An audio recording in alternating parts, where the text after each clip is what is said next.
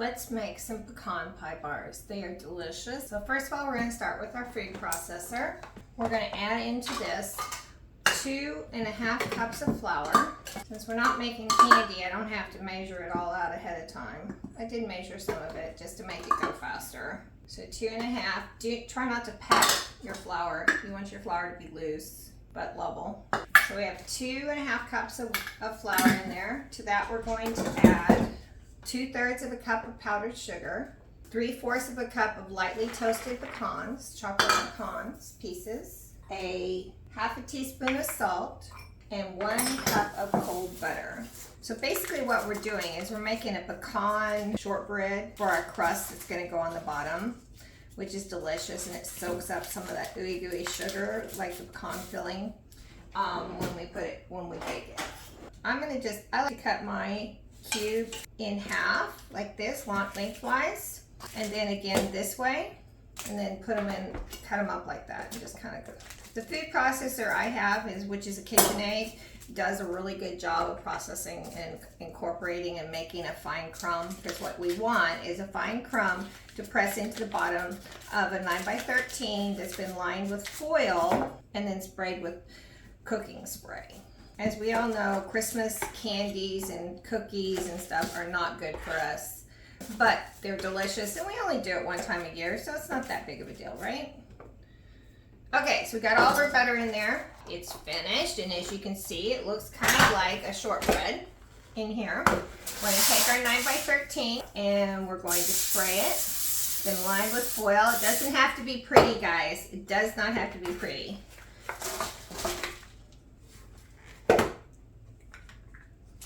Dump the whole thing in. Make sure you get all of it out of here because you want every bit of this. Now we're going to take it and press it into the bottom of our pan. Evenly and completely flat, guys. Luckily, this doesn't stick to your hands. It does not feel gross or anything like that. So we're going to put it into an oven that we preheated to 350, which is when we toasted our pecans to go in, because you put a half a cup of toasted pecans in. So I lightly toasted them. Not heavily, just till you can start smelling them. So my oven's already preheated to 350. That's what it's going to look like. Doesn't have to be even, doesn't have to be exact, just try to keep it somewhat even all the way around. Put it in the oven, and we're going to bake it at 350 for 20 to 25 minutes. Pastry bottom has been in the oven for 20 minutes. As you can see, it's starting to brown around the edges, so that's when we need to take it out. You're going to put it on a cooling rack and let it cool completely before you do the next step. Let's get our filling made. We're going to take a medium-sized kettle, heavy bottom, and into this we're going to put our 3/4 of a cup of Caro syrup. A lot of you have asked where I got this measuring cup from. It comes from Pampered Chef. I've had it for years. Add 6 tablespoons of butter, a half a cup of firmly packed brown sugar, and 6 tablespoons of heavy cream. This measuring cup also came from Pampered Chef. I like it because it has tablespoons on it. It works really well for liquids. We're also going to add a 1/4 of a teaspoon of salt. And then we are going to put it on the stove and bring it to a boil over medium heat. Once it comes to a boil, keep stirring it consistently for 1 minute. Remove it from the heat. Add a teaspoon of vanilla and 3 cups of lightly toasted pecans. This pecan pie bars or anything like this that you have to cook on the stove is basically like candy, and so you need to make sure you stir it consistently. And I like to use a wooden spoon because I don't have to worry about any flavors or metal reacting with anything. You can use a spoon, or you could use a plastic rubber scraper. Also works. Anything that's heat can take the heat. So make sure it's not something that's going to melt. So we got our sugar and our cream and everything mixed in. It's a gooey, ooey mess. There's a lot of toasted nuts in the back. That's for me to make some more Christmas candy. Butter's just about all melted.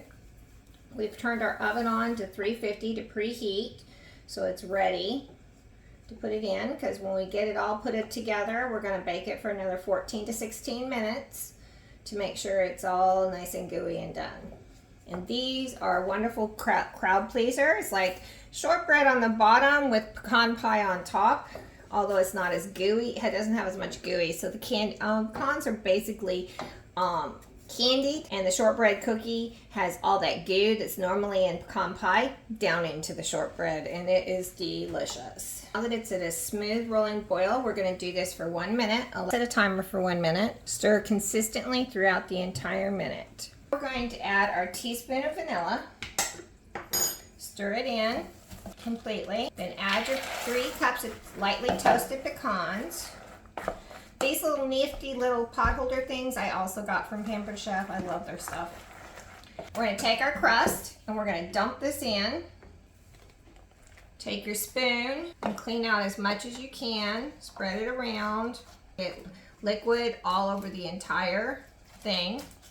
I try to just kind of coat everything before I put it in the oven. We're going to put it in the oven for 14 to 16 minutes at 350. Here it is, straight out of the oven after having baked for 16 minutes. You can see how nice and gooey it looks. This recipe did come from Southern Living Best Recipes. I believe this, I can't remember what year this was from, 2018. And the recipe is right here. I have not modified it any. I know you guys find that absolutely astounding, but it's true. I haven't modified it.